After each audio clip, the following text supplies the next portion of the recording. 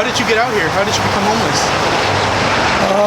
I was married for 10 years, and 9 of it was in prison from 96 to '04. I got out, and we just couldn't get along. We just bumped heads, you know. She was the main breadwinner, so we used to bump heads a lot. And I would leave the home for 3 weeks at a time, a month. And during that time, I would get caught up in my old habits. I'm an old heroin addict, so I would go back to using heroin. Then I would come home and get clean again, and everything would be all right for a few days, and then she would start again with her, you should do this, do that, and give me 1,000 things to do in one day, and you know, I was like, hey, slow down, you know, you're pushing me away again. But anyways, that's what got me to the streets. A lot of it too was before that, like in the 80s, late 80s, when the crack cocaine was out big. I'm from Venice, California. There was a lot of crack cocaine out there. I was introduced to it. I smoked it. I sold it. I got arrested for selling it, for possessing it. So I've been in and out of the system since I was a kid, you know. So that's pretty much what got me out here, you know. I didn't listen to my parents and stay in school. I didn't graduate. Even when I was in the system, I still didn't graduate. And I still haven't graduated to this day. I'm 54 years old. And this is what has brought me to the side of the freeway, you know. It's a crime, but it's not a crime to where the cops come looking for you and want to arrest you and send you to prison for the rest of your life, you know. They'll give you a ticket and a warning or something like that. But I've been out here for a while. I was in Santa Monica and Venice on the beach. I lived out there for 2.5 years. I lived out in the Placita Olvera, downtown LA, for about 2.5 years. Now I'm on Skid Row. And I was in the Union Rescue Mission, but I got kicked out of there for being 5 minutes late coming back in the evening, you know. And I'm also with the Department of Mental Health Excellence for depression, anxiety, and stress and stuff like that. From being incarcerated, from being exposed to a lot of violence, to a lot of drugs, to a lot of things. I suffer from insomnia because of all the drug uses as a youngster. Now for me to go to sleep, I need to take a pill to help me sleep, or I won't sleep for about 2-3 days, you know, and it's messed up. And so I'm seeking help through Exodus. But in the meantime and in between time with the general relief that we get, it isn't sufficient enough to help a grown man or a woman get through the whole month, you know. $220 and maybe 180 something in food stamps. So to make up for those gaps where there's nothing, this is what we do. We make signs. I have a friend who was an artist, a jailhouse artist, and he made this sign for me. And sadness plus money equals happiness. God bless me. And it speaks for itself, you know. No words need to be told, you know. Sign language, you know. And I've had people drive up on me and, hey, sir, can I get a picture of you with your sign? You know, mine, I'll give you a couple bucks. I'll give you a couple bucks. I'll give you 20 bucks. Come on with it, you know.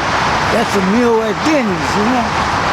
And so that's what I do, whatever it is to survive. I'm on and off on drugs, you know, because of my depression and anxiety and stress, you know. I fall in and out of that. I get, you know, you get lonely out here. In the beginning, I was real lonely. I have family, but they live like from paycheck to paycheck, and they barely have enough for them and their kids, And with me sleeping on the couch, eating their food, I'm taking out of the kids' money.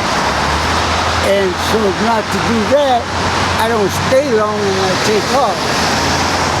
And, I've done day labor, construction, and all that, demolition, gardening and landscaping. I have a few little trades under the belt, and I do that from time to time. But you also have to be kind of healthy to work, carry the chainsaw or steel saw or sledgehammer or whatever, and sometimes my body's not up to it. I got Hep C stage 3, and that's pretty bad. And sometimes for about 3 days, my body will be weak. And I'll just lay in a park somewhere, I'll give me a gallon of water, and a couple of little zuzus and wham-whams, some cookies and stuff, just to snack on and eat and rest up, These streets have taken a hard toll on my life. They messed me up. For a while, I was all into my own thoughts. And I said, man, I gotta do something about that. I gotta stop listening to myself. So I bought a radio with some headphones. Somebody stole that. I said, no biggie, they probably needed it more than I did. I bought another one. That lasted for a little while, and that got stolen too, My clothes, I've lost all my clothes. What you see me wearing now is all I got. I've been wearing this for about a little over a week. I haven't had a shower. I haven't shaved all week since Monday. It's a rough life out here. At times, I'm on Skid Row downtown Los Angeles, and it can be very dangerous at times. It can be very calm, but two people can have words of different nationalities, and boom, and it explodes, And there's a lot of fighting and stuff like that out there in the street. I've had many fights myself. I broke my hand like 4 or 5 times. I've been beat up, robbed.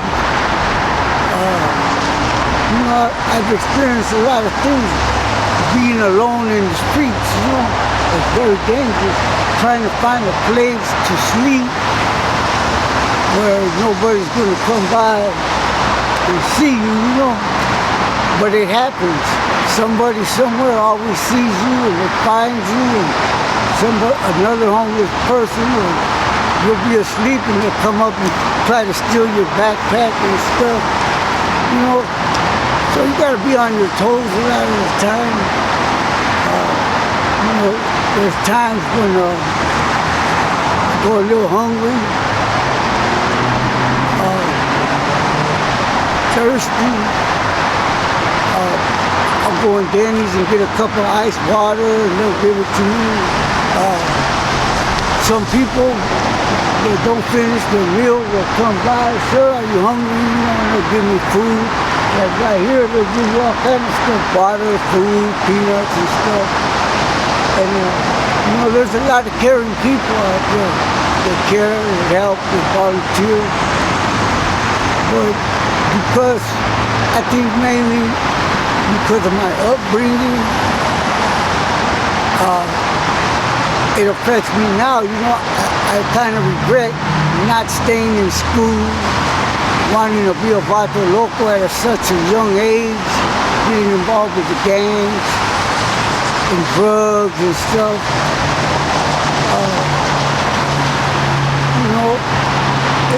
It's not easy, man.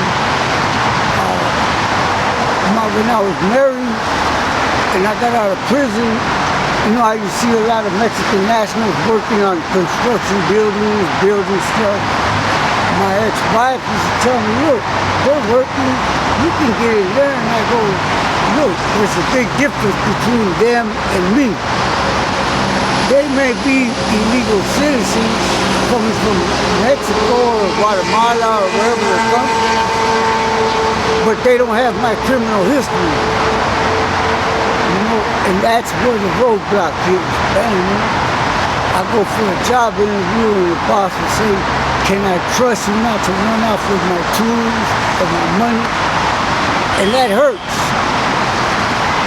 And you know, I'm asking, no, I ain't gonna run off with this stuff. You know, what do I have to benefit running off with these tools when I would have a bigger benefit getting a paycheck every other week to every week, however, you know. But jobs never really lasted long with me.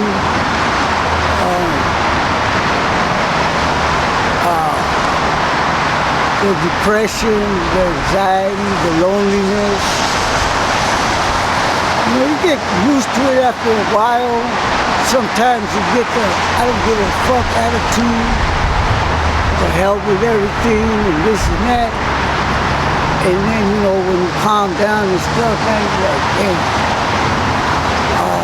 I've been to Victory Outreach, which is a Christian men's home, church, Victory Outreach.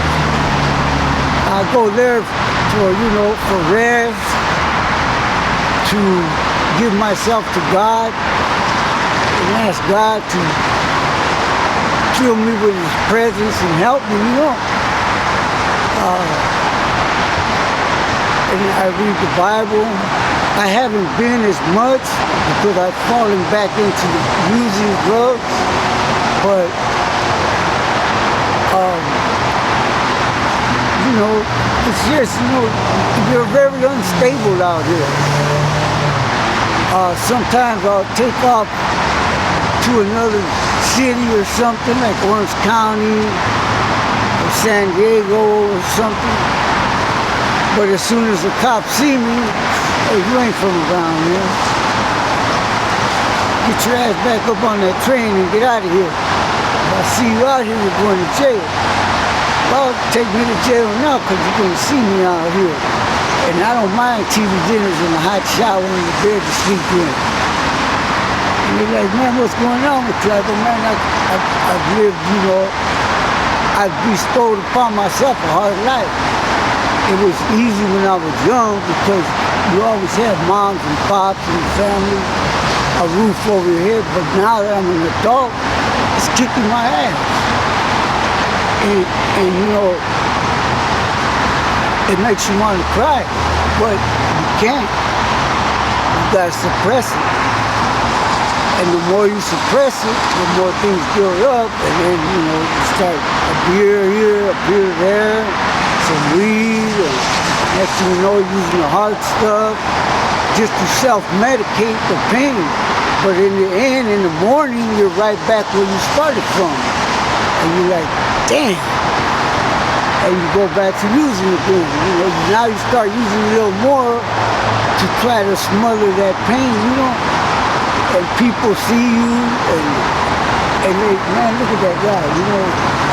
He's homeless, on drugs, he's never gonna go nowhere, you know. I've tried drug programs and they weren't for me.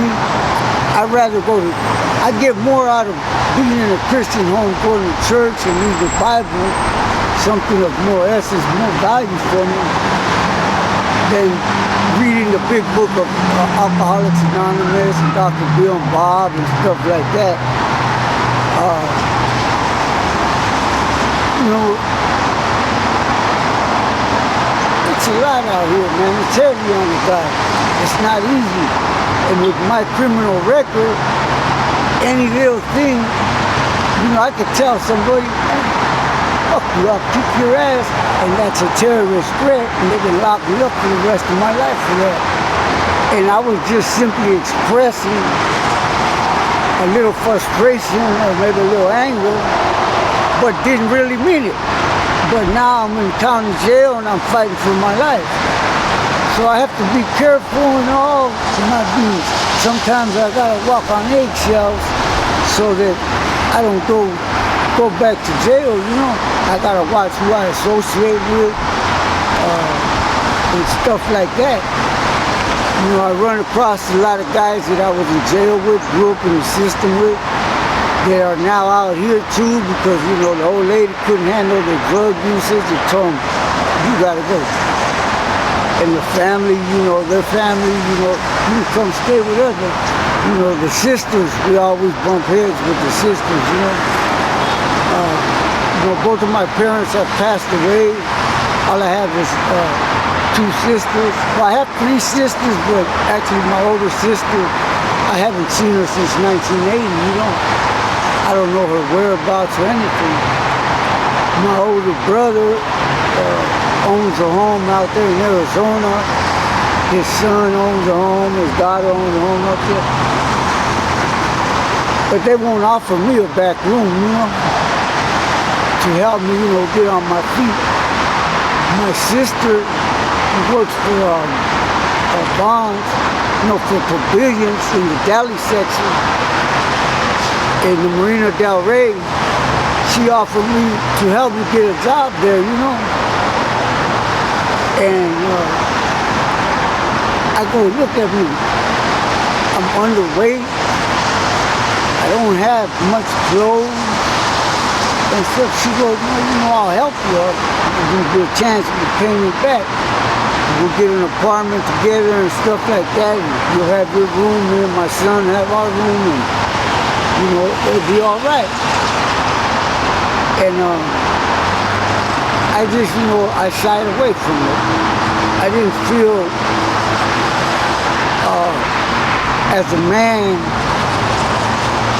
that I should have to lean on my sisters or my family to get by, you know. It's tough, man. You gotta, sometimes, you know, you gotta steal a little something just to get a meal, just to get something, or you wait for these church people, Christian people to come by and feed on certain nights of the week and stuff like that, you know. Like right now, this lady came by and she goes, you want some pizza? I said, sure, I'm hungry. And she goes, okay. And when she gives me, she goes, it's a little cold, but I said, hey, don't worry about that. I got a microwave right here. When it goes down here, it's going to get hot. And she said, okay, God bless you. Have a nice day. And it's raining, you know. I run under those apartments. I got my backpack and the pizza over there, you know, in the dry spot. And I'm over here in between raindrops, you know, trying to make $1. So that at the end of the evening, when it starts getting dark, I got a little something to eat, not only for dinner, but also for breakfast. You know, I'm at the Midnight Mission downtown on San Pedro and 6. But that food, you know, it gets old real fast. And,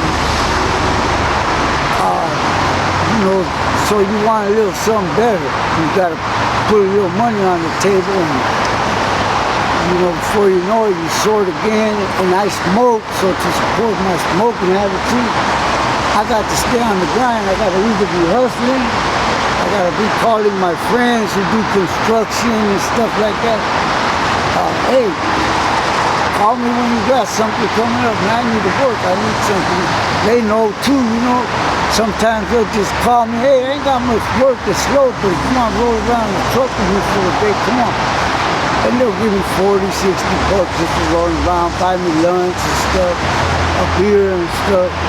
But, and some people shy away from me. You know, like there's some people that come off the off-ramp and they can't look at me or my son. They just look straight ahead, you know. And, you know, I just, you know, God bless them, you know. Those that give, God bless them even more, you know. But, you know, it's tough out here, man. Really tough. And at times, very dangerous. Can I ask you about what your hopes and dreams are? Okay, I'm with Exodus. It's a Department of Mental Health and Recovery. They got me a room in one of the facilities. My rent was $62 a month. You think I made it this month? I messed it up. I couldn't even pay the $62. I'm so used to being on the streets. Just as I'm institutionalized and criminally orientated, I'm also streetwise and sophisticated. And I couldn't even stay in that apartment. I'd be on the streets 6 days a week and come by one day of the week. And the manager asked me, "Steve, do you live here?" I was coming home about 11 o'clock one night, and I go, "Yeah, I live here. Why, you kicking me out?" And he said, "No, man, we ain't kicking you out, man." He goes, "You got a chore, man. In the morning, you got to sweep them out the hallway." I said, "All right, cool, no biggie." But because of the medication I take, the Seroquel, to help me sleep for insomnia, and my antidepressant, I take Paxil for depression, and a Boost bar for anxiety. All that medication knocks me out, and I don't wake up till like 9:30, 10 o'clock. And the chores are done and everything. And they, "Hey, Steve, you ain't programming, man. You ain't doing this and that." And I get mad, and I want to tell them, "Look, I'm on medication, man. Oh, I think you want to go hide up under the stairs over here, cover up